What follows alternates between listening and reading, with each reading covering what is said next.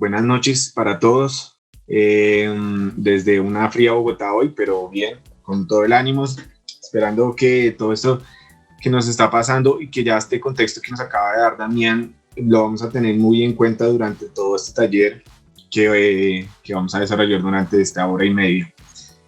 Bueno, ya Damián me presentó. Me gustaría dejarles en claro un poco cómo hace la dinámica del taller. Hacer un taller, la idea es que no sea solamente que yo esté aquí hablando y diciendo las cosas de cómo se deberían hacer, sino que justamente eh, eh, ayudándonos precisamente de lo que es el chat aquí del Zoom, la idea es que sean ustedes como entrenadores, como participantes, los que vayan empezando a aportar, a empezar a construir. Yo realmente como jugador me he desempeñado más como jugador que como entrenador y por lo tanto tengo más bagaje siendo un jugador más. ¿Eso qué quiere decir? Que ustedes como entrenadores tienen que ir adaptando lo que vamos hablando y precisamente desde ahí vamos a construir algo diferente con unas bases que la psicología deportiva durante todo este tiempo que ha crecido y desde un enfoque un poco latinoamericano también que lo vamos a ir adaptando, pues nos va a ir dando más herramientas que eventualmente se pueden ir proyectando, ya lo vamos a ver más adelante, hacia un lado de ese deporte social que va a contribuir a ese mejoramiento de la equidad que ya nos habló Damián, o por el otro lado, ese lado del alto rendimiento, que si lo enfocamos hacia el último, vamos a estar pensando hacia la AUDL en este caso, que es el deporte, que es como lo más top a nivel profesional de nuestro deporte. Entonces, pues yo estaré aquí atento a cualquier cosa en el chat, si tienen preguntas, si quieren de pronto abrir su micrófono y se atreven a hacer algún comentario, está abierta aquí. Solo les pediría que primero lo avisaran aquí en el chat, como me gustaría hablar, para poder darle una pausa al taller y darles la palabra. Bien, entonces, para empezar, les quiero comentar en qué se va a basar todo este taller. Vamos a iniciar con una introducción hablando a grosso modo sobre los números en cuanto a la actividad física en jóvenes a nivel mundial, y lo vamos a enfocar un poco hacia el nivel latinoamericano, y eventualmente vamos a hablar sobre ese modelo teórico con el que nos vamos a basar hoy, que es esa relación entre el entrenador y el jugador.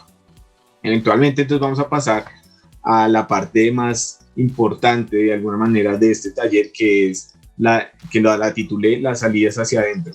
¿Por qué? Porque vamos a empezar a mirar cómo estamos haciendo nuestra labor como coaches, como entrenadores, y cómo le estamos haciendo específicamente hacia el deporte juvenil. Entonces, en este caso vamos a tocar cosas importantes como, por ejemplo, el deporte de alto rendimiento, el deporte como una herramienta para desenvolverse con mis compañeros. Entonces, vamos a mirar cómo mi labor como entrenador se va a ir enriqueciendo, y vamos a reflexionar en cuanto a eso. Eventualmente, entonces, vamos a pasar a un tercer momento, que son las habilidades para la vida. Y en ese tercer momento vamos a mirar ya no tanto hacia adentro, ya no tanto a mi labor como entrenador, sino vamos a empezar a mirar hacia afuera, que es cómo yo miro a mis jugadores, qué les estoy enseñando, qué está pasando con mi equipo, hacia dónde le estamos apuntando. Solamente veo allá el Panamericano que vamos a ir en noviembre del otro año, o hacia dónde queremos ir.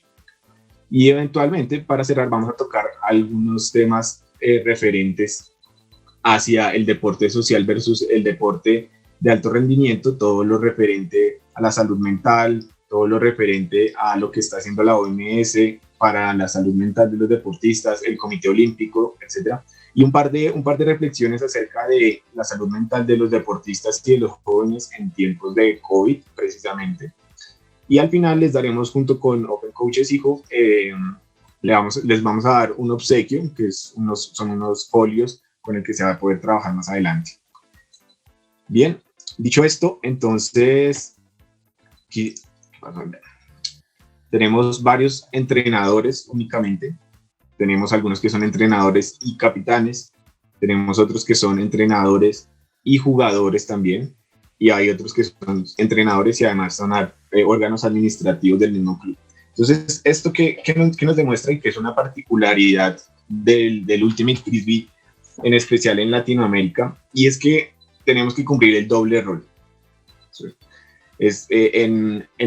Conozco algunos equipos de Estados Unidos en los que tienen muy claro quién es el entrenador, quién es el capitán, quién es el líder, quién es el tesorero. Tienen muy claro cómo es su organigrama, pero en este caso en Latinoamérica en especial tenemos que cumplir precisamente dobles funciones porque no tenemos una cultura deportiva tan amplia por X o Y motivo para poder tener todo eso muy claro. Entonces, eso que nos va a representar eventualmente muchas más tareas, muchas más complicaciones que posiblemente sea muy difícil sobrellevar a medida que vamos trabajando. Y en este caso en especial, y lo que nos va a dar puerta es para trabajar con los jóvenes. Es importante que tengamos claro desde este inicio, como a modo de introducción, que estamos hablando de jóvenes entre una edad entre 11 y 18 años. Claro, se puede presentar el caso en el que tengamos jugadores mucho mayores o mucho menores en nuestros equipos de los que están aquí presentes, pero lo vamos a hablar de así grosso modo porque hasta donde tengo entendido, y lo acabo de nombrar Vanessa, en el Panamericano también van a existir esas categorías. Por lo menos lo que se refiere a la primera categoría de 10 años, en este caso no lo vamos a enfocar todo el enfoque hacia ese lado competitivo de que tienes que ganar, sino a otras habilidades más importantes como las habilidades básicas. Quizá aquí los entrenadores deportivos tengan mucho que decir en cuanto a las habilidades básicas que tenga un niño de 10 años en cuanto a correr, saltar, lanzar, etcétera, etcétera. Entonces, en ese caso, nos vamos a enfocar entre 11 y 18 años porque es la edad en donde los jóvenes y los deportistas están en una fase que en el entrenamiento deportivo, en la metodología del entrenamiento deportivo, se le llama una fase de transición y de especialización. Entonces, es en una fase en donde no sabemos realmente si ese va a ser su deporte para toda la vida o si realmente solo está perfeccionando esa huella motriz y perfeccionando otras habilidades que ha tenido o que precisamente no ha tenido durante su infancia, y en ese caso por eso es que podemos ver algunos deportistas que no saben correr muy bien con la técnica, que no saltan muy bien. Son habilidades que eventualmente se pueden enseñar, pero aquí lo reitero, los entrenadores deportivos con formación en pedagogía deportiva son los que más tienen por decir. Aquí la psicología nos puede ayudar mucho en cuanto a la psicomotricidad y en cuanto a procesos cognitivos, pero en cuanto a habilidades básicas físicas, los entrenadores son el fuerte y son los que nos pueden promover muchas más cosas. Por esa razón, estamos enmarcando todo esto entre 11 y 18 años. Y para dar puerta precisamente a todo lo que tiene que ver referente con lo de la actividad física en jóvenes, esta frase que nos dice André Gide, un premio Nobel del 47, creo que nos va a dar puerta para precisamente reevaluarnos y empezar a mirar esa primera parte que es hacia adentro. Un buen maestro tiene esa constante preocupación, enseñar a prescindir de él. Si lo llevamos al campo del deporte, hay una frase muy, muy bonita que dice Pep Guardiola, que dice, yo no quiero yo no quiero dirigir durante el mismo partido. Yo en el partido solamente recuerdo lo que tienen que hacer. En el entrenamiento es donde lo hicimos. Eso quiere decir que en la competencia como tal, los jugadores ya prescinden de él, y él solamente tiene que empezar a hacer unos reajustes muy puntuales durante el medio tiempo, durante el partido, y eso es lo que nos va a empezar a dar, en este caso, éxitos en el fútbol. Para dar pie precisamente a esta actividad, un momento, corro esto para que se vea. En el mundo y en especial en Latinoamérica, el 80% de jóvenes de entre 11 y 18 años no hacen actividad física mínima. ¿Qué es actividad física mínima? Lo que establece la OMS, que es 1 hora diaria entre actividad intensa y vigorosa. Esto es importante, ¿por qué? Porque Latinoamérica es el segundo segmento en el que ellos clasifican con más inactividad física. El primero es Asia, con Tailandia, con Australia, ahí hay un poco más. Pero entonces, en este caso, se encuentran un cúmulo de factores que pueden explicar el por qué no se hace actividad física en en los jóvenes. No lo vamos a entrar a profundizar. Lo que sí es importante profundizar es que hay una diferencia entre hombres y mujeres. Las mujeres hacen menos actividad física que los hombres, según la OMS en el 2018. Entonces, ¿eso qué quiere decir? Y también nos ayuda a reevaluar nuestro labor como coach en mi equipo. ¿Cuál es? ¿Es un equipo mixto? ¿Es un equipo femenino? ¿Es un equipo masculino? Evidentemente, desde aquí podemos basarnos como para evaluar precisamente por qué las mujeres y por qué el Ultimate femenino en general no tiene la misma acogida que el Ultimate masculino y que el Ultimate mixto.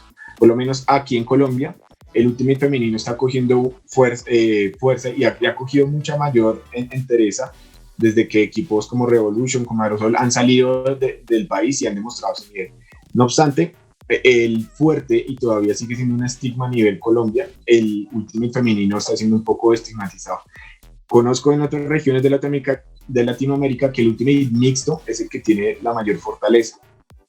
Entonces, desde ahí tenemos una herramienta importante para empezar a pensarnos de cómo los jóvenes, y si tenemos un equipo mixto, poder equilibrar esa balanza, porque esto trasciende a esa diferencia entre hombres y mujeres en actividad física.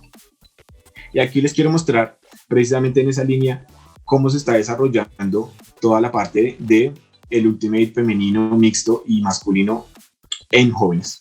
En la primera imagen, la que ven a su lado izquierdo, ese es la estadística del Mundial Sub-24 que se desarrolló el año pasado en Heidelberg. Realmente me alegra mucho la cantidad de equipos mixtos. Eso quiere decir que el Ultimate mixto todavía se sigue fortaleciendo. Puede ser porque es el clasificatorio para los World Games.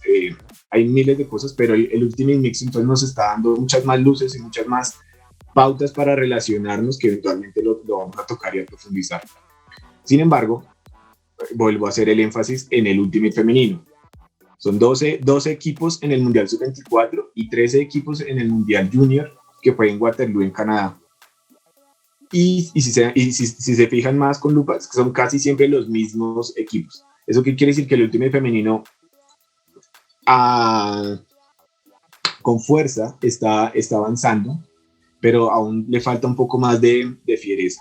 Y esto no solamente se ve en el Ultimate femenino, si nos vamos al fútbol, por ejemplo, en la desigualdad de salarios de los futbolistas profesionales, el gran activismo que está haciendo la selección de USA en el fútbol, es una cosa muy grande que le está apuntando a todo este movimiento femenino deportivo, que es algo que no debemos dejar atrás y que siempre va a estar presente durante nuestra labor como coaches, y en este caso de Ultimate Frisbee, en especial con esto que nos está mostrando los mundiales. Siguiendo con esta idea, entonces vamos a establecer, y partiendo desde esta introducción de números, de cómo se está planteando el Ultimate aquí en Latinoamérica, les traigo este modelo que se llama el modelo de las 3C, y es un modelo creado en el 2008 por unos psicólogos del deporte británicos, pero en este caso lo más importante es cómo conjugan una serie de modelos teóricos que nos traen y nos acercan hacia el deporte juvenil en especial. Entonces, lo que ellos nos van a plantear son 3 cosas fundamentales. Posiblemente ustedes ya las conocen, ya las apliquen, pero en este caso le vamos a dar un giro un poco hacia el lado de las habilidades y no solamente desde el lado del deporte, del rendimiento. Por un lado, entonces, estamos buscando que la relación entre el deportista y el entrenador sea complementaria. ¿Eso qué quiere decir?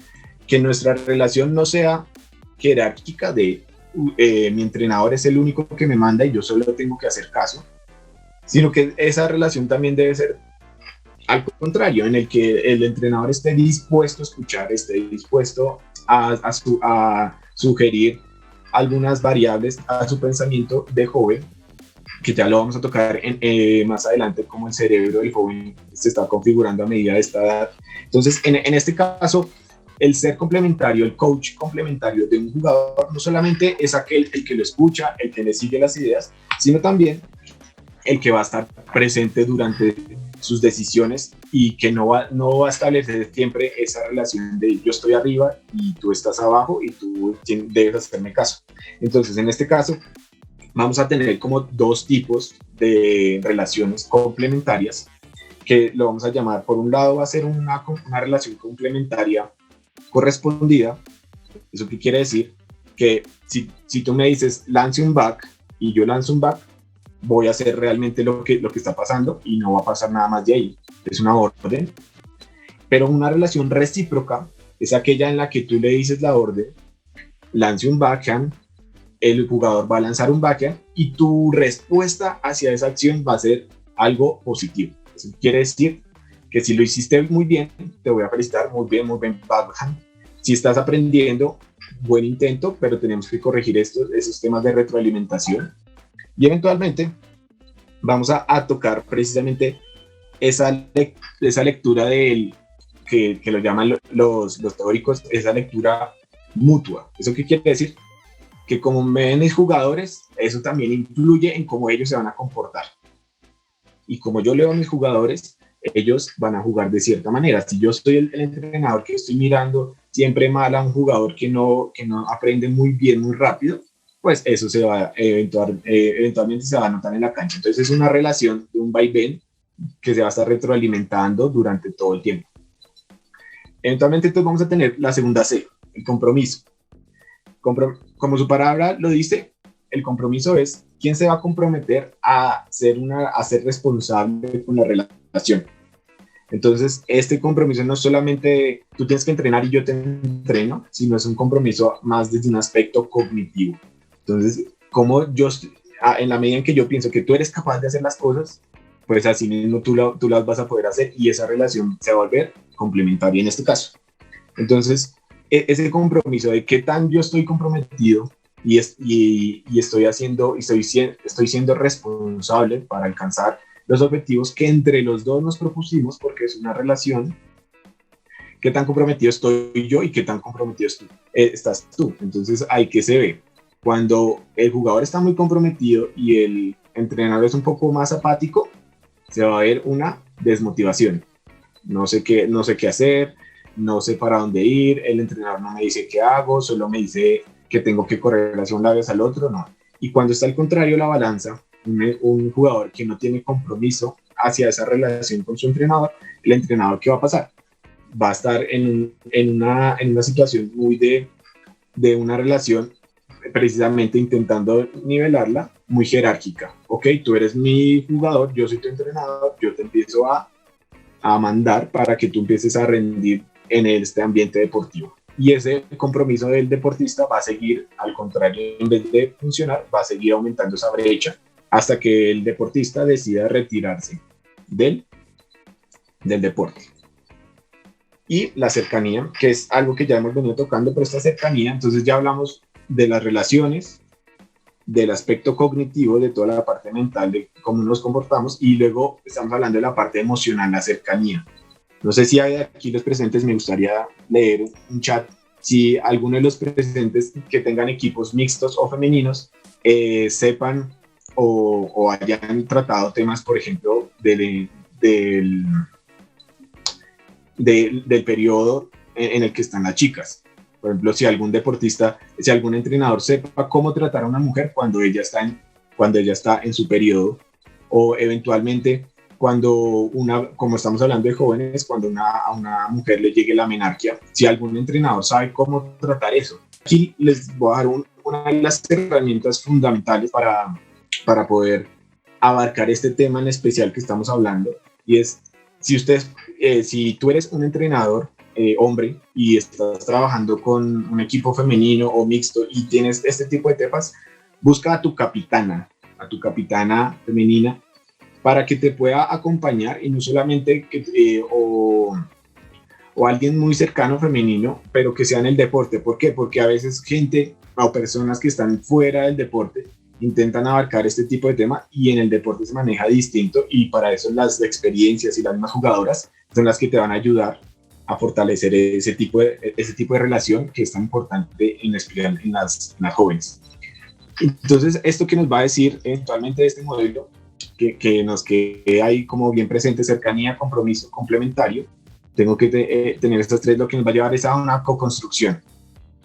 En este caso, esa co-construcción que estamos construyendo entre jugador y deportista no solo se va a construir de una manera horizontal, se va a construir de una manera de respeto, desde el compromiso de ambos. Haz de cuenta que es un contrato en el que tú das y yo doy, entre los dos damos, y a la cercanía, esa relación emocional, esa relación importante que haya entre los dos, cuando estás bien, cuando estás mal. Eso es lo que nos va a dar esa co-construcción, algo que entre los dos tenemos, y eso simbólicamente es importante, y lo va a llevar un poco al plano del deporte de alto rendimiento, en el que el director técnico de Leicester en Inglaterra, al quedar campeones, él se retira de ese equipo y les deja una carta en la que él recuenta todos los eventos en los que estuvieron juntos con ese equipo cuando quedaron campeones, y cuando uno lee la carta no hay ningún momento que sea netamente deportivo. Todos los eventos fueron emocionales, en donde él se sentía bien cuando salían a comer, cuando terminaban de entrenar, que tenían como una mini reunión en donde se podían molestar unos con otros. Entonces ahí es cuando se co-construye. Entonces es importante estas tres cosas. Y aquí entonces vamos a pasar precisamente a esa segunda parte que ya les había hablado, que es cuando miramos nuestra labor como coaches, como entrenadores de jóvenes. Y aquí entonces, hablando de cómo somos los entrenadores, cuando hablo así, cuando hablo con quién, vamos a irnos a los estilos.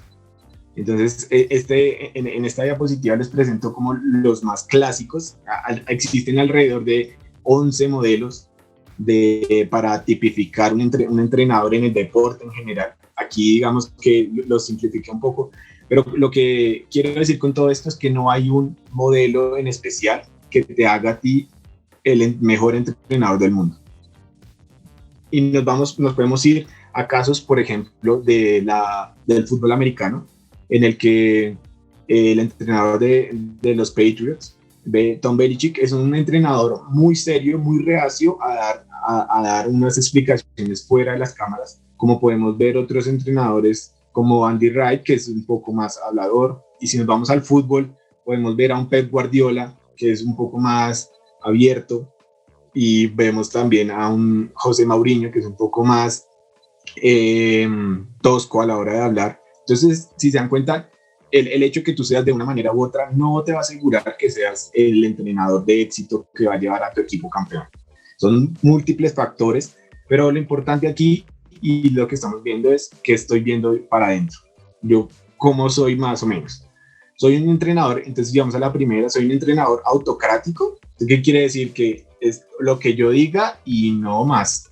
Si yo digo que todo el equipo se va a concentrar en esta locación, no va a haber nada más. O si yo como entrenador pongo unas reglas en las cuales nadie más se puede salir de esas reglas, o soy el entrenador permisivo, que si el capitán me dice que rompamos esta regla porque con eso podemos ganar, pues podemos ir por ese lado.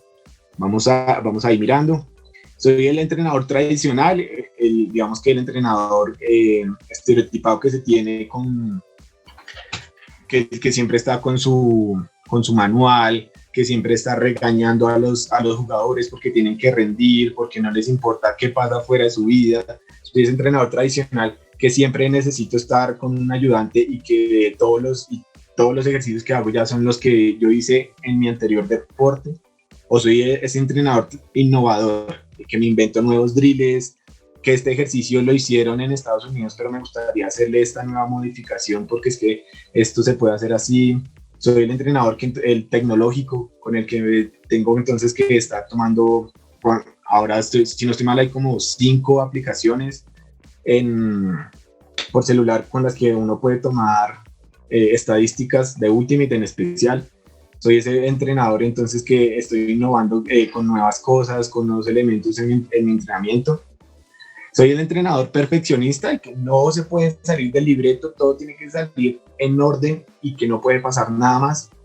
Soy ese entrenador en que el cono debe estar puesto en cierto sitio y nadie lo puede tumbar. tienes que llegar todos los días con los guayos limpios, con tu camiseta, con tu ropa limpia, o soy ese entrenador conciliador un poco más de, ok, te dejo hacer esto, pero te dejo traer esta otra camiseta de este otro equipo, a pesar de que nosotros entrenemos con nuestra camiseta de nuestro equipo, te lo dejo, pero podemos conciliar que un día que otro lo puedas lograr. Soy ese entrenador intrusivo, es decir, el que me meto ya mucho en la vida, por ejemplo, siguiendo en este caso que estamos hablando del periodo menstrual, si nos profundizamos en eso de, oye, y estás en tu periodo menstrual y cuéntame cómo te sientes. ¿Soy ese entrenador intrusivo que estoy encima o soy un entrenador periférico que no me interesa nada de la vida, no me interesa si mi jugador llegó llorando, si mi jugador está triste, si mi jugador no tiene dinero para ir a su casa después de entrenamiento, para comer algo, una fruta después? Soy ese entrenador que estoy siempre de lejos, o también soy ese entrenador autoritario que se hace lo que yo diga y el capitán, y no hay orden, no hay nada más, o democrático que le doy la voz a los demás, que les digo, ok, si queremos quedarnos todos en una misma locación, pues propongamos entre todos y construyamos nuestra misma filosofía. ¿Qué te parece a ti? ¿Qué te parece? ¿A quién le doy voz? Entonces, a medida que, si se dan cuenta, a medida que voy mencionando a cada uno, igual también lo pueden ir escribiendo ahí en el chat si se identificaron con uno más que otro. Y mientras van escribiendo, les voy explicando este último, que es la orientación a la tarea o al ego. Es hacia dónde estoy guiando yo mi entrenamiento. Hacia cosas puntuales de cómo se debe lanzar un backhand, cómo se debe lanzar un forehand, o estoy orientando el entrenamiento a quién lanza el mejor forehand, quién lanza el mejor backhand, quién lanza más lejos, para establecer precisamente esos matices de comparación, que es, digamos, lo que no puede pasar en el Ultimate Juvenil. Es que todo se va a ir retroalimentando en una competencia hacia adentro. Recuerden que estamos viendo hacia adentro, y como entrenadores tenemos que competir contra nosotros mismos, darnos cuenta que el mismo trato que puedo tener con esta jugadora no va a ser el mismo con él. Y ahí está nuestro reto como entrenadores, y que la psicología deportiva nos está brindando. Esos estilos de entrenadores no van a ser siempre el mismo, siempre van a estar cambiando, se van a estar retroalimentando como nos gusta. Y un ejemplo que tenemos aquí es este. Espero que todos hayan visto esa película, si no, se la recomiendo, la pueden encontrar por internet, en Netflix creo que también está. Esta película más o menos cuenta la historia de un entrenador de equipo universitario en Estados Unidos, que tiene un equipo universitario que antes era muy exitoso a nivel deportivo y eventualmente bajó su rendimiento y luego lo contratan a él. Él trabaja con ellos, pasan muchas cosas y al final quedan campeones de varios campeonatos. Aquí lo importante, si alguien la quiere volver a ver, aquí lo importante es que vean el estilo de entrenador que él tiene.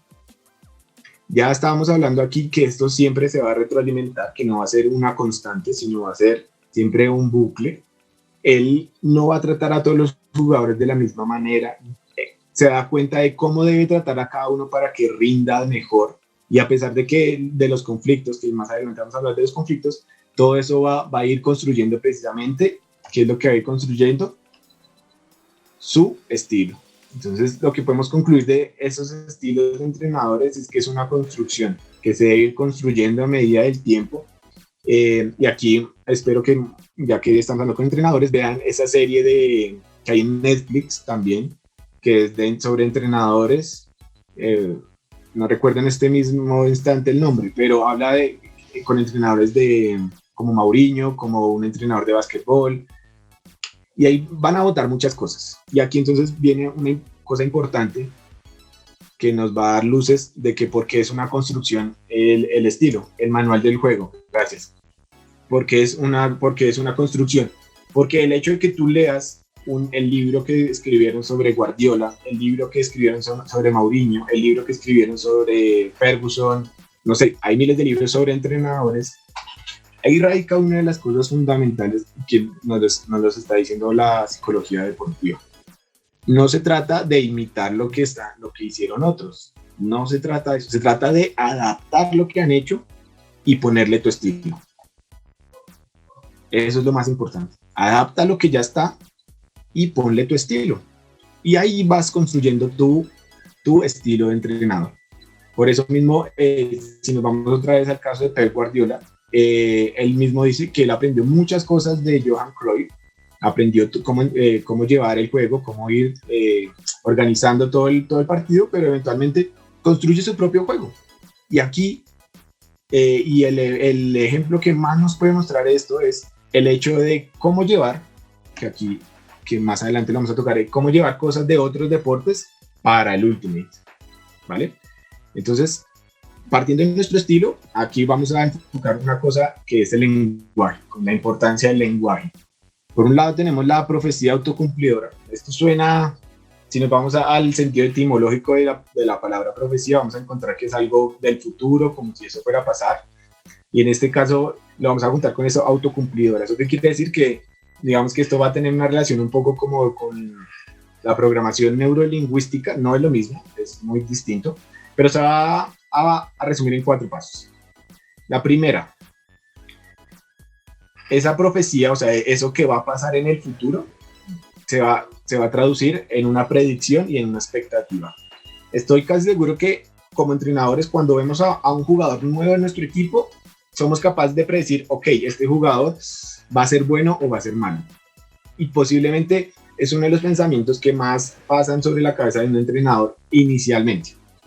Claro, a medida de la experiencia y que vamos creciendo, vamos a ir rompiendo este esquema, pero básicamente es el primero que va a aparecer porque nuestro cerebro está diseñado para relacionarse con lo ya existente, con lo que ya está. Si yo conozco que un jugador con ciertos que agarra el forehand con 3 dedos, yo sé que posiblemente ese jugador no me va a lanzar un forehand de 50 metros, pero puede que ese jugador que haya llegado en ese momento lo haga.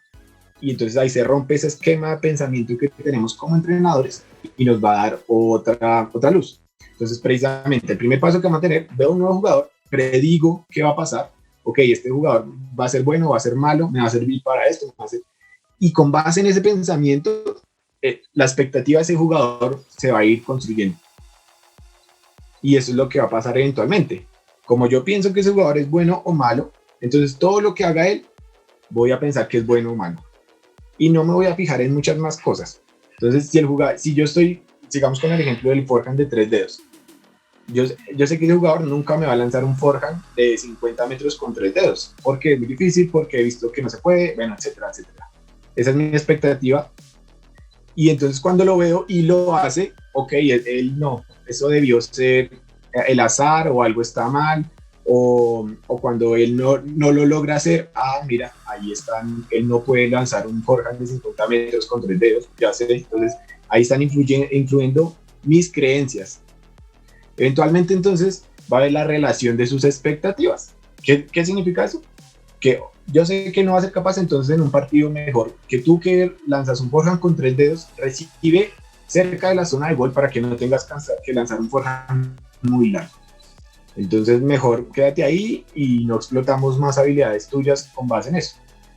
Y eventualmente, ¿qué va a pasar? El resultado es un jugador que posiblemente vaya a ser un jugador promedio, que vaya a ser un cortador que siempre reciba y juegue muy corto, que no sea capaz de lanzar un forehand largo, un backhand largo, por múltiples cosas que las vamos a enumerar rápidamente. El miedo al fracaso, que es lo más importante, ese miedo de que no, mi entrenador me quiere sacar, no me quiero salir, pero él me va a sacar si me equivoco, entonces mejor hago un downswing, mejor corro al largo para que no me la pasen, etcétera. Entonces ese miedo al fallo.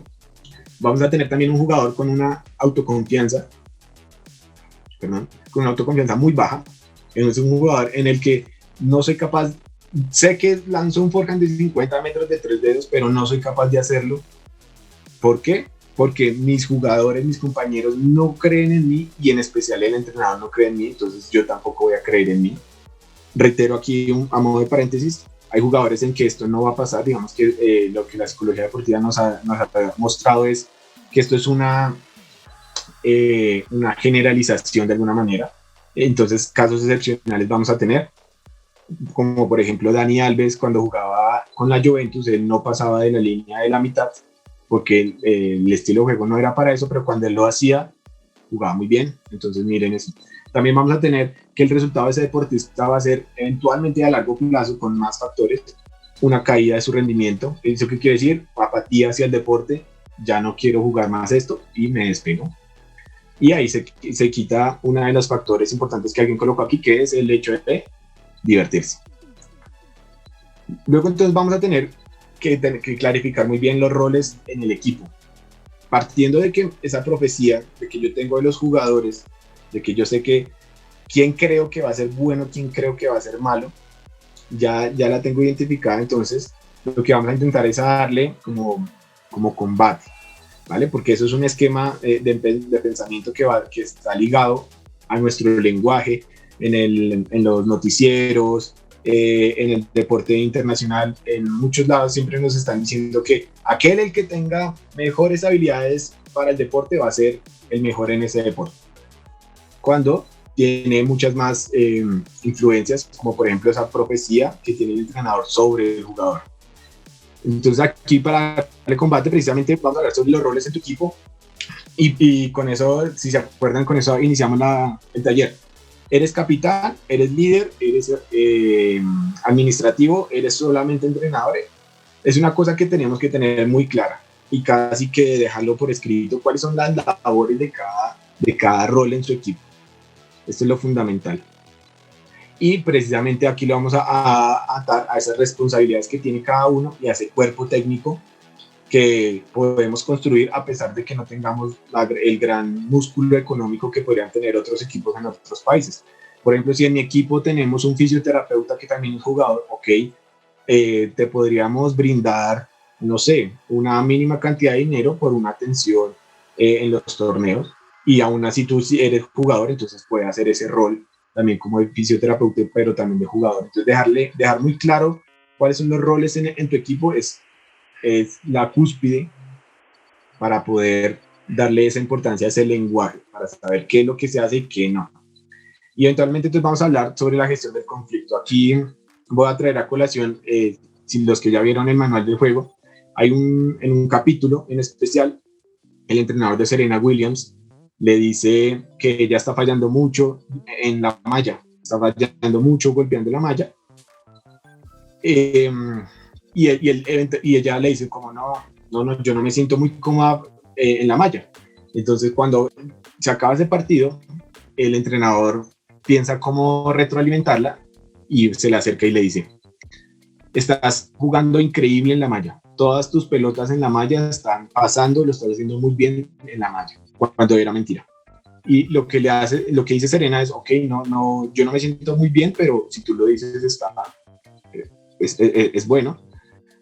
Cuando ella entra a la final, gana la final con muchos puntos ganados adelante en la malla. ¿Eso qué significa? Esa gestión del conflicto, digamos que es una maniobra también un poco peligrosa cuando no se conoce muy bien al jugador, cuando no se tiene esa relación que estábamos hablando de coorientación. Cuando no se conoce muy bien, esto puede causar efectos colaterales un poco más importantes, pero en este caso, bueno, ella ganó, etc. Pero es un muy buen ejemplo de cómo se gestiona un conflicto desde la comunicación y el apoyo. Ella confía en su entrenador, sabe que él, entre comillas, no le diría mentiras, pero la está apoyando con todo lo que puede hacer. Pues ahí tiene sus consecuencias, y la comunicación también es fundamental. El hecho de no ocultarse nada, el hecho de poder abrirse y decir: estoy jugando muy mal, no sé qué pasa, eso también nos va a ayudar a gestionar ese conflicto. Y aquí lo más importante, y también me gustaría que escribieran ahí en el chat qué reglas tienen en su equipo. Las reglas, por ejemplo, les voy a poner una regla que tenemos en nuestro equipo, es que cuando vamos a entrenar, nadie puede llevar una camisa distinta a la del equipo de nosotros. Mi equipo se llama Raza Ultimate. Si alguien lleva una camiseta distinta a ese equipo, ese día no puede entrenar. Y es una regla a la cual nos tenemos que ceñir, y no podemos salirnos de esa regla.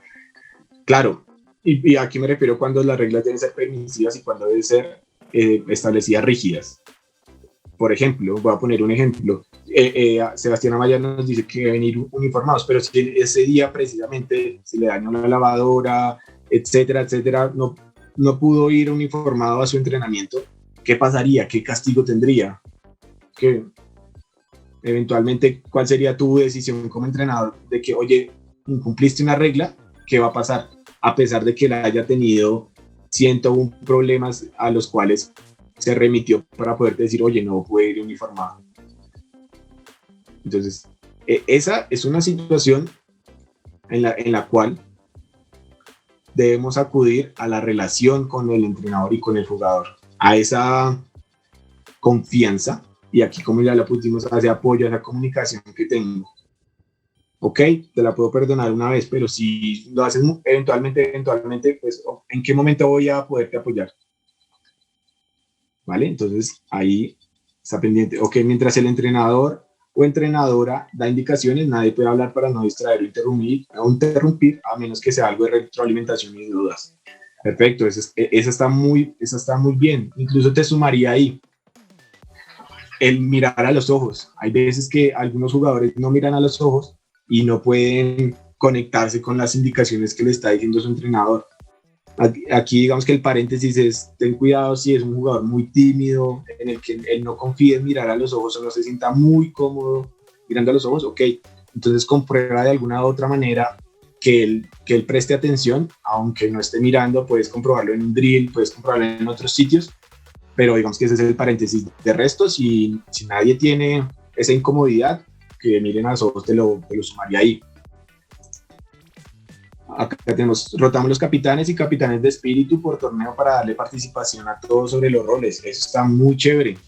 Está muy chévere también porque tú como entrenador debes darte cuenta las habilidades de liderazgo que tienen. Ese capitán que es buen líder de espíritu, pero no es buen líder de equipo, el que no sabe dar las líneas, el que está como incómodo. Ahí tienes también muchas cosas que evaluar desde tu percepción como entrenador y hacia ellos mismos. Eso está muy chévere también. Entonces aquí les dejo aquí también tenemos que respetar el horario de entrenamiento, fundamental. Es cuestión de responsabilidad, cuestión de filosofía de deportista. Entonces, continuando precisamente con todas estas reglas, una de esas es precisamente las reglas. Y aquí tenemos el clima motivacional. Ya lo había mencionado anteriormente. Estoy creando espacios y entrenamientos en pro del ego, de que se estén comparando, de que estén diciendo quién es mejor que quién, de que siempre yo esté haciendo mejor las cosas que el otro y tú no lo sabes hacer,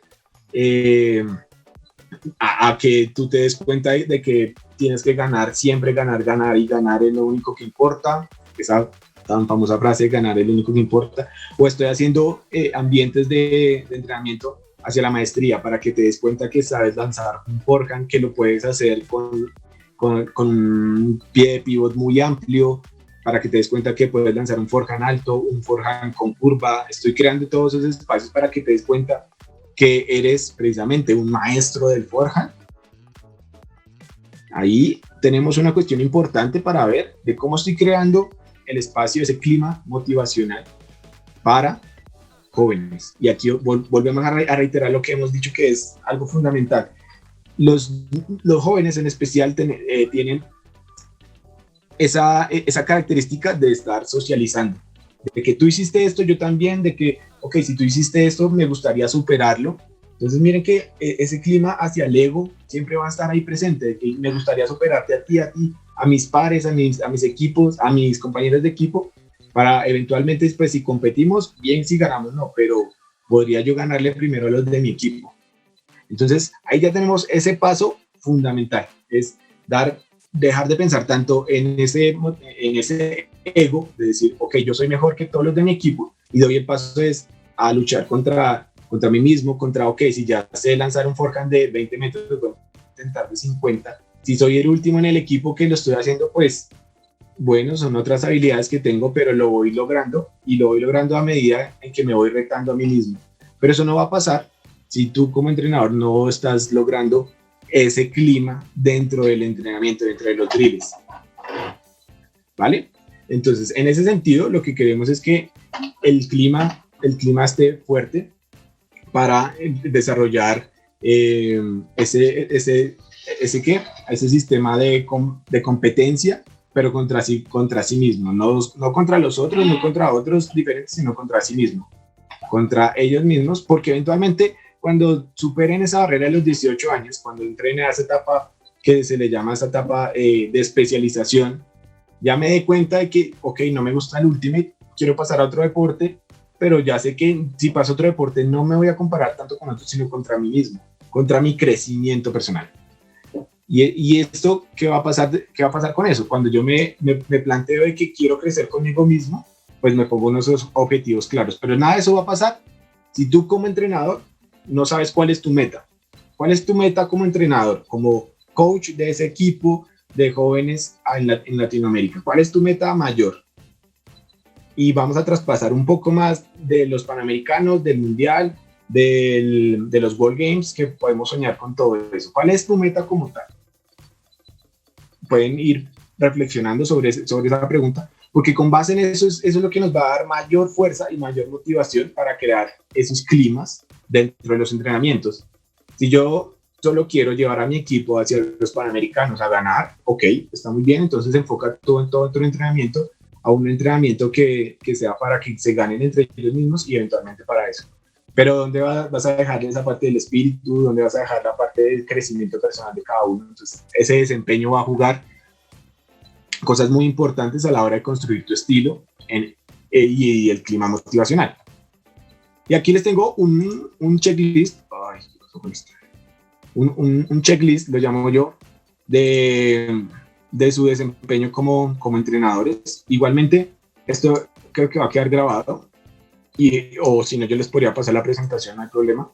Es un checklist que nos va a dar herramientas para evaluar mi desempeño como entrenador. ¿Empodero a los demás de sus habilidades y aspectos por mejorar? ¿Sí o no? ¿Soy ejemplo para todos dentro y fuera de la cancha? ¿Sí o no? ¿Siempre reto a mis compañeros a superar su lucha interna? ¿Sí o no? ¿Conozco qué me motiva? Entonces, mientras leemos todo esto, cada uno se puede ir preguntando, si tengo todo, sí, ok, soy un entrenador perfecto. Si tengo algunos que no, ok, también estoy perfecto, soy humano, me puedo equivocar. Y si tengo unos que sí, unos que no, es mejor aún. ¿Por qué? Porque los que tengo en sí, todos los que tengo en sí, me van a hacer reflexionar con los que tengo en no. Si yo soy una persona que conoce y motiva, que conoce qué motiva y qué frustra a mi equipo, yo los conozco, yo posiblemente no vaya a ser una persona que reconozca grandes y pequeños logros de mis compañeros, o puede que sí o puede que no. Entonces, cuando empezamos a cruzar una con una, vamos a empezar a encontrar cosas mucho más bonitas, mucho más importantes para nuestra labor, que nos va a ir fortaleciendo con niños en especial. Recuerden que estamos hablando con niños entre 11 y 18 años, cosa muy distinta que es lo que podría pasar con un equipo competitivo de alto rendimiento, podríamos llamar de alto rendimiento en el Ultimate, aquel equipo que por lo menos ya ha viajado fuera del país una vez, de su país natal, ha viajado. Entonces, si yo tengo un equipo de ese nivel, yo no tengo que estar tanto enfocado en, oye, ¿qué te frustra? ¿Qué te motiva? ¿Cuáles son tus pequeños logros? Posiblemente no, porque tienes un jugador con un bagaje muy distinto. En este caso, tenemos jugadores que están fortaleciendo todo su sistema deportivo, todo su pensamiento, para poderlo ir fortaleciendo y ayudando a que o haga el traspaso a otro deporte o que siga en el mismo deporte. Y seguimos construyendo nuestro estilo. Ya tenemos aquí una parte de cómo creo mis entrenamientos, cuál es mi meta como coach como tal. Ese va a ser como el porqué de soy coach, cómo va a relacionar esto con el desempeño.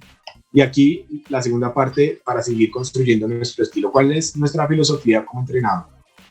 Y se va a dividir en dos cosas en especial. Mi estilo de juego.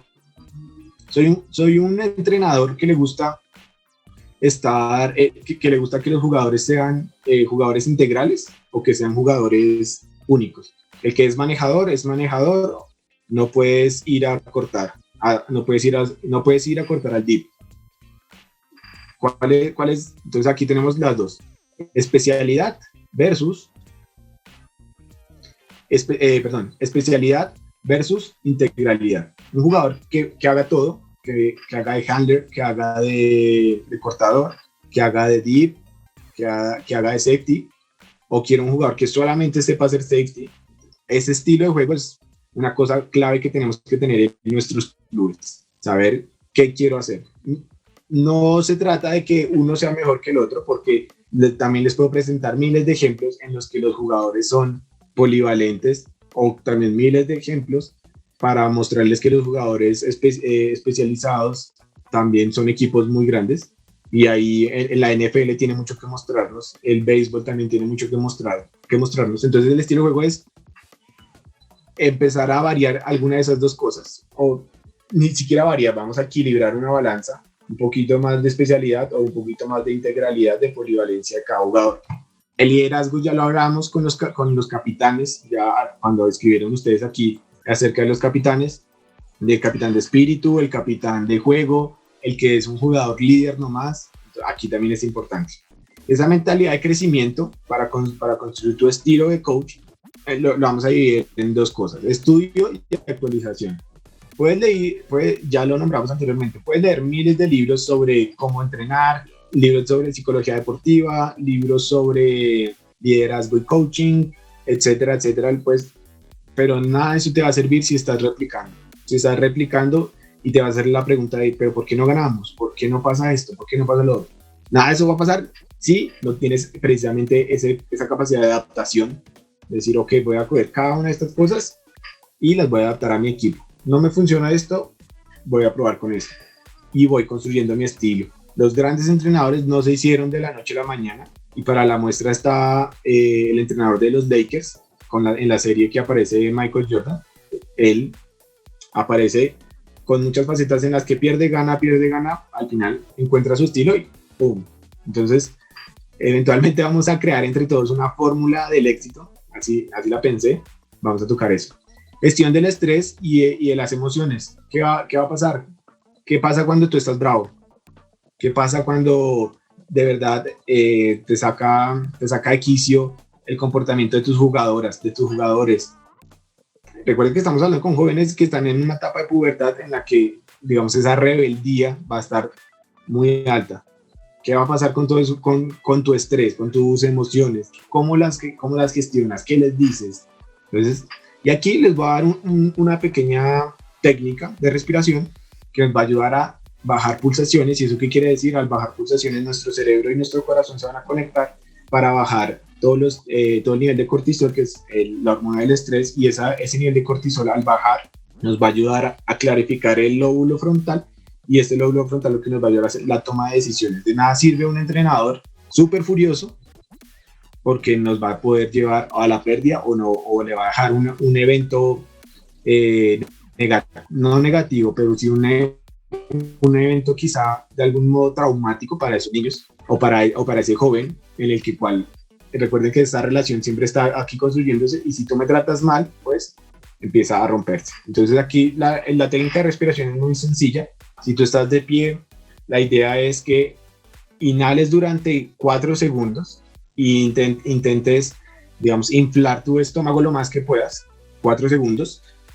Mantengas 2 segundos el aire, como si estuvieras haciendo apnea. Sostienes el aire 2 segundos en tu estómago y lo exhalas contando en tu cabeza 8 segundos. Entonces sería como inhalo, 1, 2, 3, 4, mantengo 2 segundos y exhalo. 8, 7, 6, 5, 4, 3, 2, 1. Cuando hago este tipo de respiración, cuando me siento enfadado, cuando pasa algo que me está sacando de quicio, esta respiración me va a ayudar precisamente a bajar esos niveles, traerme aquí a lo que está pasando en este momento y dejar de pensar en lo que va a pasar o en lo que ya pasó. Me trae aquí en este momento y puedo tomar unas decisiones un poco más claras, ¿vale? Entonces, esta técnica tiene miles de nombres, pero digamos que lo que más varía son los tiempos. Puedes variar entre 6 y 8 segundos el tiempo de exhalación, pero te aseguro que si lo empiezas a realizar cada vez que sientes esa ira, o incluso para dormir, tu cuerpo se va a empezar a adaptar a ello, y cada vez que lo practiques te vas a encontrar con cosas muy bonitas de lo que te está pasando en tu cuerpo en ese momento. Entonces, esta es una técnica importante. Y aquí, para finalizar esta parte, quiero dejarles un baúl de herramientas que son las más poderosas que se pueden encontrar para para, nuestro, para nuestra acción como coaches. ¿Cuál es? El feedback. Es la herramienta más fundamental. La retroalimentación que tengo con mis jugadores. Hay cosas importantes como el tipo del feedback, no todos los feedbacks son iguales, el cómo lo estoy haciendo, el qué, en qué momento, qué instrumentos estoy usando. Pero si nos vamos a las cosas más puntuales, la retroalimentación negativa es lo que más puede afectar a la autoestima de los jóvenes. De hecho, de decirte, lo estás haciendo mal, lo estás haciendo mal, lo estás haciendo mal. No va a pasar nada, no va a pasar nada. Ese joven no va a crecer deportivamente y tampoco, como ya lo mencioné, va a llevar eso a otros ámbitos de su vida en el que no lo voy a poder hacer. Eso está mal, eso está mal, eso está mal. Entonces, vamos a ir paso por paso. El feedback. ¿Cómo se debería hacer una retroalimentación? Digamos que lo más clásico que se utiliza es el feedback de sándwich, tipo emparedado, por decirlo así. Primero vamos a colocar lo que hiciste muy bien. Oye, hiciste muy bien ese backhand. Se completaste ese back. Muy bien. Vamos a colocar un refuerzo de lo que debería mejorar. Oye, ese backhand lo hiciste muy bien, pero el pie de pivot todavía sigue muy corto. Si lo haces un poco más largo, puedes tener una mayor amplitud y mayor facilidad para lanzar. Y eventualmente vamos a tener arriba esa parte de que, entre comillas, la vamos a llamar el deberías hacer. Entonces, otra vez, oye, lanzaste muy bien ese backhand, pero mira que tu pie de pivot quedó muy corto. ¿Cómo lo podríamos mejorar para que deje de estar mal? ¿Vale? Es un feedback. Entonces, ¿qué es lo que va a pasar conmigo? Ok, lo estoy haciendo bien. Uy, pero bueno, voy a mejorar esto. Ok, esa última parte en los procesos atencionales de un joven no va a tener tanta importancia como lo va a tener la parte positiva, lo que hiciste muy bien, lo que hiciste o lo que podrías mejorar. Entonces, esa es una forma clásica, pero también hay otros tipos de feedback que podemos hacer. Por ejemplo, el feedback corporal. No tengo que estar dentro en Ultimate, nos pasa mucho precisamente, no tengo que estar dentro de la cancha para decirte muy buen back, muy buen forehand, muy buen corte, no tengo que estar quitándote eso, sino cuando salgas te puedo hacer una señal, buen movimiento, un mal movimiento. Tenemos que construir ese lenguaje, pero siempre de tener en cuenta que en jóvenes lo más fundamental es recalcar lo que hicieron bien y lo que se podría mejorar. ¿Listo? ¿Qué tipos de feedback hay? Está el feedback instruccional, en el que le digo precisamente, hiciste muy bien esto, pero recuerda que entrenamos que el pie de pivot del back tiene que ir más largo. Ese es un feedback instruccional. El feedback emocional es un feedback en el que tú le estás diciendo a ese jugador, oye, no, cuando lanzaste ese backhand, hiciste una cara de que estás incómoda. ¿Estabas incómoda en ese momento? Te puede decir, sí, no me acuerdo, etcétera. Ok, pero ahí vamos construyendo ese autoconocimiento en ella o en él. También vamos a tener el tipo de feedback que es, digamos así, como un tipo de feedback mucho más tradicional de alguna manera, y es decirle, eso está bien, eso está mal, por favor no hagas esto. Ese es el tipo de feedback tradicional. Y por último vamos a tener un feedback que es lo último que se ha hecho. Me gusta decirle lo último porque es el más completo en la medida en que tenemos muchas más herramientas, pero requiere mucho más tiempo. ¿A qué me refiero? El feedback de las estadísticas. He visto muchos entrenadores y en torneos que siempre están tomando estadísticas. No sé si hagan retroalimentación con eso, pero por lo menos sé que el equipo japonés que fue al Mundial Sub-24 sí lo hacían, con sus anotaciones referentes a recepciones, a lanzamientos, etcétera, etcétera, todo lo que tengan, eso nos va a servir para un feedback y en el que tú como entrenador puedes tomar a cada uno de tus jugadores y decirle, oye, recibiste 50 veces en un partido en el que lanzaste 30, no sé, ahí, entonces en ese caso ya lo vamos a juntar con tu estilo de juego. Si es un jugador especializado, no tiene que estar lanzando muchas veces, sino solamente recepcionando, o tiene que estar lanzando, tiene que hacer su especialización. Pero si estamos hablando de un jugador polivalente, entonces tiene que recibir muchas veces, tiene que lanzar muchas veces, correr muchas veces, etcétera, etcétera. Entonces, cuando tenemos ese tipo de cosas, ese feedback completo, vamos a tener más cosas. Entonces, tenemos un feedback completo compuesto por estadísticas, grabaciones, testimonios, tanto de los jugadores como el del mismo jugador. Si estás evaluando a solo un jugador, es importante escuchar su testimonio, tanto como lo de su línea de 7, sea ofensa o defensiva, el testimonio de ti como entrenador, que construyes con él, y tu propia reflexión. Entonces, tenemos 5. Reitero, tu propia reflexión, testimonio tuyo, testimonio de los jugadores, grabaciones, y tenemos las estadísticas. Eso para una retroalimentación completa en Ultimate. Cuando hablamos de testimonios de los demás jugadores, estamos hablando de un testimonio que no tienes que preguntarles a todos tus compañeros de que, oiga, ¿cómo jugó esa persona? ¿Cómo lo hizo? ¿Qué te pareció? No. Puedes tomar la capitana, un par de jugadores y que te retroalimenten a ti nomás, sin que la otra persona escuche. Porque en este caso, en especial, estamos hablando de que tu retroalimentación como entrenadora va a ser para una jugadora en particular. Entonces, tú debes tener insumos para poder acercarte a ella o a él. Debes tener todos esos. Entonces, esa es una parte de la retroalimentación completa cuando es a una jugadora en particular. Ahora, cuando vamos a ir a la retroalimentación jugador a jugador, que es una pregunta muy, muy, muy, muy chévere, porque es una cosa que va a estar relacionada con la cohesión de equipo, con muchas cosas, y cuando rompemos y solucionamos esto vamos a tener un gran equipo. Pero a lo que voy es, hay que enseñarle al jugador a comunicarse, hay que enseñarle al jugador a que gestione sus emociones, hay que enseñarle al jugador a que usted como capitán tiene que saberle hablar a la gente, hay que enseñarle al jugador a que no juzgue sin antes conocer su posición y su rol dentro del equipo. Entonces, esa pregunta es muy chévere, y lo que te digo, aquí tenemos es que empezar a enseñarle a los jugadores a cómo comunicarse. Si yo tengo rabia, no puedo llegar y decirle a mi otro compañero, es que tú lo hiciste mal, bla, bla, bla, bla, bla, bla, y tengo rabia. Lo siento, no, después lo siento, no, pero ya me heriste. Recordemos, estamos como jóvenes en el que en el que en algún momento, si tú me dices algo en el que me sienta un poco cargado emocionalmente, y me digas eso, mi autoestima va a ir para el piso y en bajada súper rápido. Entonces, ahí tenemos que empezar a enseñarle cómo hacer. Y para eso, aquí lo que estamos hablando, tu estilo como entrenadora se va a ir construyendo a medida que vayas haciendo todo lo que estamos hablando, y en especial con esa actualización. Es muy chévere cuando lees, por ejemplo, yo le recomiendo el libro de Sir Alex Ferguson.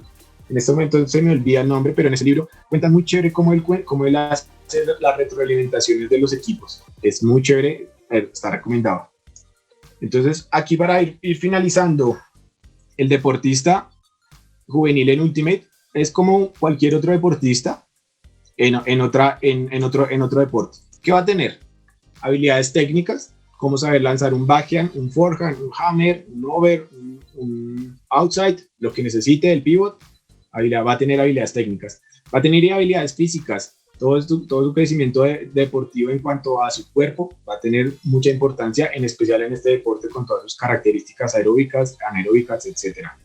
Va a tener unas habilidades mentales muy puntuales, por ejemplo la rapidez mental o la concentración que llaman, el hecho de poder lanzar un frisbee en 10 segundos, saber cómo moverse, tener ansiedad o no en un gol de oro, en un gol universal. Entonces ahí tenemos muchas más habilidades mentales.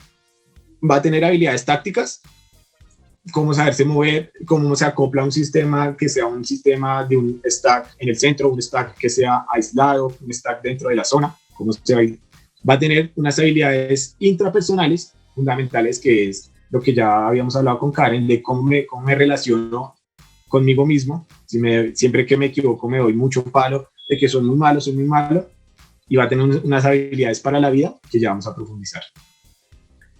Y desde aquí quiero darles como a modo de recordatorio que el deportista no solamente es deportista ahí, Va a estar dentro de muchos sistemas, dentro de muchos ámbitos en los que siempre van a tener relación.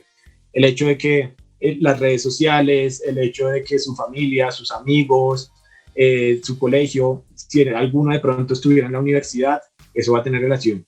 Eventualmente entonces va a tener relación con él mismo, los sistemas políticos, los sistemas mundiales, en este caso lo que está pasando con el COVID. Entonces, miren que todo esto va a ir relacionado y tú como coach puedes ir fortaleciendo tu perspectiva, tu estilo con base en esta visión, en esa perspectiva, ¿vale? Que no solamente sea en yo te entreno a ti para esto, sino lo vamos a ampliar un poco más y eso nos va a fortalecer mucho más y eso es lo que se va a ir sumando con lo que nos estaba hablando Damián al inicio, con toda esa perspectiva de deporte social. Aquí les coloqué 3 pasos fundamentales para hacer una filosofía de equipo. La primera, y parece muy sencilla, pero para mí es una de las más fundamentales y las que más requiere tiempo. Conoce a tus jugadores. Conoce a tus jugadores en todas sus habilidades técnicas, tácticas, mentales, físicas, intrapersonales, de la vida. Conócelo lo que más puedas, sin ser intrusivo. Pero entre más sepas él cómo se mueve, cómo va a reaccionar, más fácil lo vas a poder sobrellevar y más fácil vas a relacionarte con él, vas a construir esa relación. Cuando ya lo conozcas, vas a acceder y con los demás jugadores van a realizar una construcción de palabras. En este caso lo coloqué palabras o acciones con significado. Esa filosofía del equipo es lo que nos va a dar fuerza. Les recomiendo un documental que es de Ultimate, inclusive, que se llama Iron Pride, que es del equipo de Ironside en el Mundial, hoy en este momento no recuerdo, pero es en el Mundial, y ellos nombran que tienen 3 palabras. Y no se las voy a decir para que queden con esa hormiguita de la curiosidad y vayan y lo miren, pero es importante que empiecen a construir esas palabras con significado de cada equipo. Les voy a poner un ejemplo de mi equipo. En mi equipo tenemos intensidad, compromiso y entusiasmo.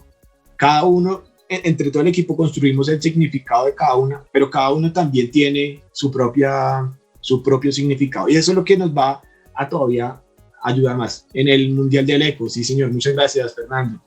Entonces, fundamental poder crear esa filosofía de equipo.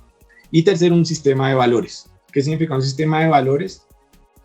El respeto, la honestidad, que si en nuestro equipo nos respetamos, no se pueden perder las cosas porque yo respeto a mi jugador. Entonces, este sistema de valores ya va dentro de cada coach, cómo lo comprende como persona para poder llevarlo a su equipo. Si yo soy un entrenador que soy muy estricto con las cosas, pues lo podría transmitir eventualmente a mi equipo, claro. Eso es, con una palabra lo voy a transmitir, pero sabiendo que no a todos les va a calar de la misma manera y van a tener su significado, porque lo conozco, pero voy a hacer que todos estén en conjunto. Esa es la filosofía del equipo. Eso es muy importante para poder crear un equipo no exitoso deportivamente, sino exitoso en la vida. Las habilidades imprescindibles que deberían tener los deportistas. Eso es lo más fundamental. Se resumen en 2: adaptación y autoconfianza. El deportista debe reconocer su lugar, su rol precisamente en el sistema en el que está y en el sistema de sus valores como equipo, para que pueda asimilarlo eso después a su vida personal, en los valores de respeto de la familia, en el respeto en el trabajo, etcétera, etcétera, etcétera. Y la autoconfianza, que se divide básicamente en 3 cosas. Sé que lo puedo hacer, creo que lo puedo hacer, o sea, tengo la confianza de que lo puedo hacer y sé que los demás me van a apoyar. Si recuerdan en el ejemplo que colocamos del forehand de 3 dedos, es un jugador que no iba a tener las 3 cosas, porque no recordaba que era capaz, no lo sabía hacer en ese momento y su equipo tampoco lo apoya. Entonces, tú como entrenador, te lo puedo asegurar que si quieres construir una autoconfianza de a pocos, junto con más valores, claramente, enséñale a tu jugador, recuérdale que es capaz, cuántas veces lo ha hecho, cuándo lo hizo, recuérdale que lo sabe hacer y cómo lo hizo, y recuérdale al equipo que se tiene que apoyar entre todos, para que todos sepan que sí lo pueden lograr. Aquí entonces son pasos precisamente para cada uno de ustedes de cómo construir un objetivo. Porque ese objetivo en especial va muy relacionado con el que hablamos anteriormente, pero ¿por qué quiero voy a poner un ejemplo, ese Panamericano. ¿Por qué lo quiero hacer? Luego, listo, yo lo quiero lograr, pero todavía no sé cómo. Y ahí es cuando vamos a dar el paso a, bueno, ¿qué vamos a hacer? Vamos a hacer esto, esto, esto, y esto, y esto, y esto. Y eventualmente vamos a hacer una big picture. Esa big picture, ¿cómo se traduce? Aquí la tengo. Esto es un águila aquí en Colombia. Es un águila que cuando vuela muy alto puede ver unilinealmente. Es decir, que solamente va a ver en una línea. Pero cuando estaba volando muy bajo, solamente va a ver hacia los dos lados. Bilateral. ¿Eso qué quiere decir? Que cuando ella está arriba, tiene esa big picture, tiene esa foto grande de todo el panorama. Pero cuando se acerca, ve las cosas mucho más difuminadas, mucho más abiertas. Entonces, ¿qué es lo que queremos aquí? Realizar una big picture de todas las cosas que podrían estar. Y aquí es un formato en el que les dejo, igual creo que lo que les decía, esta presentación se las puedo pasar, en el que pueden ir llevando como ese registro tanto personal de ustedes como coach, como de cada jugador. Ahí dice muy puntual qué tienen que hacer y eventualmente pues también están mis datos si quieren preguntar. Listo, acá entonces les dejo esta frase, que lo importante en la vida no es la victoria, sino la pelea. Lo dice Pierre de Coubertin, el varón que creó los Juegos Modernos Olímpicos. Y ya finalizando, como el deporte de rendimiento no se está profundizando en jóvenes en especial, precisamente por todos los temas de salud mental, como la depresión, como los suicidios, como los trastornos relacionados con la ansiedad, trastornos de estrés postraumático, alimentación, déficit e hiperactividad, bipolaridad, sustancias. Esas son las enfermedades que se han registrado del Comité Olímpico en cuanto a la salud mental de los deportistas de alto rendimiento. O sea, aquí yo les pregunto, ¿ustedes como coach quieren llevar a sus jugadores al alto rendimiento? No porque estas sean las enfermedades mentales, no lo quiero decir, sino si quieren que su jugador de Ultimate vaya al alto rendimiento, ya sea del Ultimate o de cualquier otro deporte. Digamos que es una decisión en la que ustedes quieren, teniendo en cuenta esas consecuencias, como también están esas consecuencias del deporte social, en el que se les puede enseñar habilidades sociales, emocionales, habilidades cognitivas. Estas habilidades están planteadas por la OMS también, pero pues, ¿cuáles son las consecuencias del deporte social? De pronto, inseguridad, de pronto promover la desigualdad de la que debemos luchar, como ya nos lo habló Damián inicialmente. Entonces, esta es una reflexión que me gustaría dejarles, ese deporte de rendimiento y ese deporte social, hacia dónde me gustaría encaminar mi labor como entrenador. Y ya para finalizar, tenemos la salud mental en tiempos de COVID, que pues ya tocamos un poco acerca de la virtualidad, acerca de la salud mental en general de la población, no solamente de jóvenes, de niños, sino de que se debe tener en cuenta espacios especiales para trabajar, para la virtualidad, para las pantallas, tomar pausas activas. Hay muchas cosas que se están dejando de lado precisamente por la virtualidad y las relaciones sociales, que es lo más fundamental para el ser humano. Ya se ha visto que se hace un estudio incluso de comparar cómo viven los astronautas para poder adaptar todos sus comportamientos, sus pautas de interacción cuando vivían en el espacio, para poderlas adaptar a todo este tema de la cuarentena que hubo. Este fue un estudio que lo hicieron en la NASA, más o menos como en julio, cuando estaba la cuarentena como en su pico mucho más alto, y lo evaluaron desde ahí, desde esa comparación. Y con esto acabamos, con estas dos últimas quería acabar, que era como lo más fundamental, y les agradezco mucho por su tiempo. Nos pasamos, creo que como 20 minuticos más. Espero que haya sido muy enriquecedora para todos. Aquí están mis datos, estamos creando un nuevo proyecto y muchas gracias para todos.